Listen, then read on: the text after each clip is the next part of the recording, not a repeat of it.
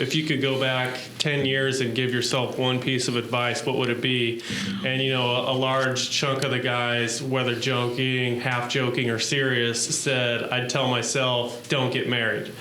So my question is, at what point in an unhappy marriage do you figure out, all right, is this not working because lack of communication, or is this just not working because it's not the right partner? And what are some practical steps you can do to either nurture the relationship or just get the hell out of it?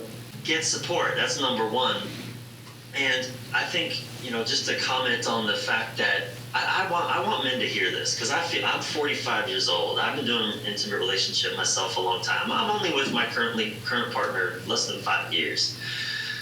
But here's the thing. Relationship, I call it, especially for men or for more masculine oriented people, relationship is a kind of no man's land.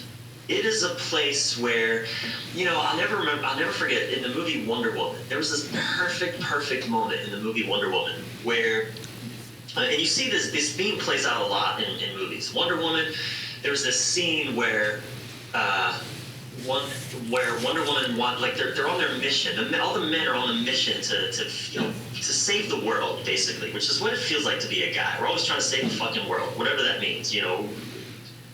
Affect 1 billion people, make $1 million, whatever. Say something, do something, have some massive impact. And relationship gets in the way of that, at least in our minds. And it's like a distraction. And here's this scene where Wonder Woman is they're at the front lines, and she's saying, guys, no, there's this village over here across the front that needs our help. And all the men are telling her, no, that's not the way. If we go that way, we'll die. That's no man's land out there. I don't think they use the word no man's land. Maybe they do, but they're like, we can't go that way. We have to go this way. This way over here is how we're going to save the world. And she's like, no. She makes a stand. She says, no. This is where we go. We're going to help this old woman who's hurting and her village right over there. This is our mission.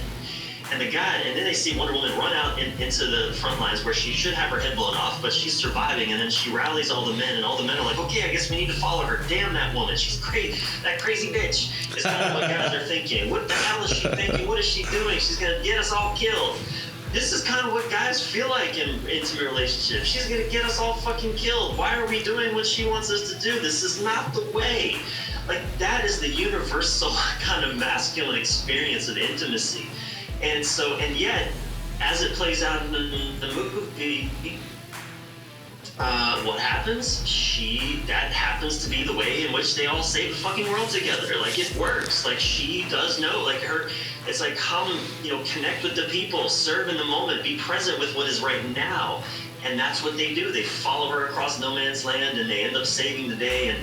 And it's, this is how relationship occurs for so many men. It occurs as a place where we lose freedom. That's the great masculine value of freedom. Intimacy, relationship, by its definition, bonding with another person, having to consider another person's sensitivities, its desires, that by its nature is compromising to our own personal expression of freedom. There's just no way around that. Y'all beneath them speeches trying to air a grievance, but his lines are overhead, better check the air for clearance. Call the tower, this is ours, clear the heat, the air apparent. Really, I've never been better. Legacy, this is forever. All the more times I've been severed, I'm raising the bar, you can go ahead and measure.